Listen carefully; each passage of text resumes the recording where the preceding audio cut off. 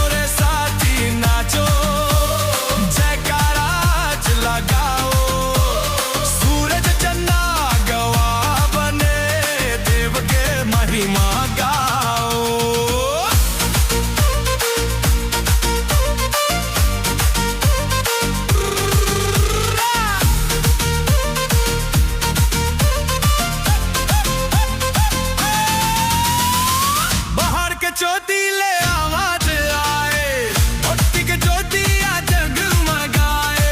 नदी के धारा गीत सुनाए, देव के कृपा मन लाभाए। दासा गरजे झांझू बजे, दिल माऊ मंग जगाए। संग संग नाचे गाँव के तोला, देव के गुण सब गाए।